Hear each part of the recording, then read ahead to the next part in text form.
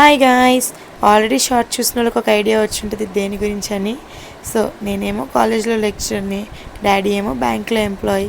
Second Saturday Sunday holiday కదా అని ఒక చిన్న ట్రిప్ అయితే ప్లాన్ చేసాము. సో ఫస్ట్ అయితే కార్లో చక్కగా మంచిగా ఫుల్ ట్యాంక్ పెట్రోల్ కొట్టించుకొని, ఆ తర్వాత మా ఇంటి దగ్గర ఉన్న తక్కిలపాడులో ఉన్న వెంకటేశ్వర స్వామిని దర్శించుకొని, నెక్స్ట్ ఆచార్య నాగార్జున యూనివర్సిటీ ఎదురుకుండా ఉన్న దశావతారాల టెంపుల్కి అయితే వచ్చేసాము. అక్కడ లోపలికి వెళ్ళాక చక్కగా 3 ప్రదక్షిణాలు చేసుకొని స్వామివారిని మనస్ఫూర్తిగా దర్శించుకొని బయటికి వచ్చేటప్పుడు పులిహోర అయితే ప్రసాదంగా ఇచ్చారు. ఇంట్లో చేసిన పులిహోర అయితే కారం అంటది, కానీ అక్కడ గుళ్ళో ఇచ్చిన ప్రసాదానికి ఎటువంటి వంక పెట్టకుండా తిన్నదండి. ఎంతైనా స్వామివారి ప్రసాదం కదండి. ఆ తర్వాత కొంచెం ముందుకు వెళ్ళాక టీడీపీ ఆఫీస్ ఉంటుంది కదండి, ఎన్ఆర్ఐ మంగళగిరి టీడీపీ ఆఫీస్. అక్కడ ఎదురుకుండా చాలా చెట్లు ఉంటాయి కదా హైవే మీద, అక్కడ ఆగైతే టిఫిన్ కానిచ్చుకున్నాము. మళ్ళీ మా జర్నీని ముందుకైతే కొనసాగించాము.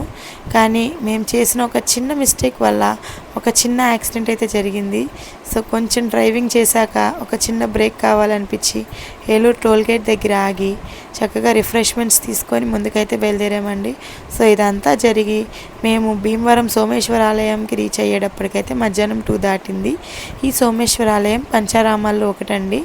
సో ఆ గుడికి వెళ్ళాక గుడి కట్టేసిందని చెప్పి చక్కగా అక్కడ బావిలో నీళ్లు తోడుకొని కాళ్ళు చేతులు మొహం అన్నీ కడుక్కొని మేము ఆల్రెడీ ఇంటి దగ్గరే ప్రిపేర్ చేసుకెళ్ళిన లంచ్ అయితే తినేసాము.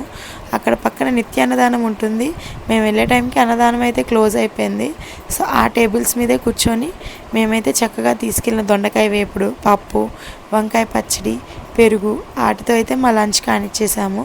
ఆ తర్వాత గుడి అయితే కట్టేసింది, కానీ మేము స్వామివారిని దర్శించుకొని అలా పక్కన కూర్చునేటప్పటికి టైం అయితే 4 అయింది. సో 4 అయింది కదా, పంతులు గారు వచ్చి అయితే గుడి తలుపులు తెరిచారు. సో చక్కగా మళ్ళీ స్వామివారిని దర్శించుకొని పైన అన్నపూర్ణాదేవి ఉన్నారు, అక్కడికి కూడా అమ్మవారిని కూడా దర్శించుకొని ఎదురుకుండా సోమగుండం ఉందండి, అంటే కోనేరు. ఆ కోనేరుని కూడా ఒకసారి చూసుకొని నెక్స్ట్ అయితే మా ఊళ్ళమ్మ తల్లి గుడికి వచ్చేసాము. సో ఈ అమ్మవారు అయితే లోపల ఫోన్ అలౌ లేదు, సో అమ్మవారిది అయితే ఫోటో తీయలేదు. సో లోపల అమ్మవారిని దర్శించుకొని వచ్చాక నెక్స్ట్ అయితే బయలుదేరిపోయాము.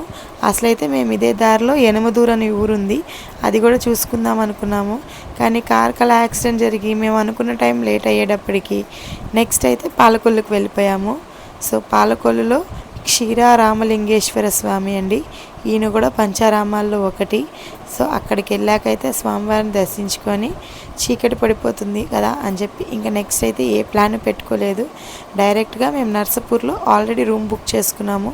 అంటే మేము కాదండి, మా డాడీ వాళ్ళ ఫ్రెండ్ ఒక అంకుల్ ఉన్నారు, ఆయన అయితే రూమ్ బుక్ చేశారు. సో అక్కడ రూమ్కి వెళ్ళిపోయి అయితే రెస్ట్ తీసుకున్నాము. రూమ్ అయితే పర్లేదండి, బాగానే ఉంది. 1800 రూమ్, ఎగ్జిక్యూటివ్ రూమ్. 2 పెద్ద బెడ్లు అయితే ఇచ్చాడు. మా నలుగురికి కంఫర్టబుల్గా సరిపోయింది. సో నైట్ ఫ్రెష్ అయిపోయి నర్సాపూర్లో మా హోటల్ పక్కనే ఉన్న ఒక చిన్న హోటల్ దగ్గర నుంచి అయితే డిన్నర్ తెచ్చుకొని తినేసి ఆ నైట్ అయితే అక్కడే రెస్ట్ తీసుకున్నాము. సో నెక్స్ట్ ఇంకో లాంగ్ వీడియో కూడా వస్తుంది సండే రోజుది, తప్పకుండా చూడండి. అలానే ఛానల్ని సబ్స్క్రైబ్ చేసుకోవడం మర్చిపోకండి. Thank you for watching.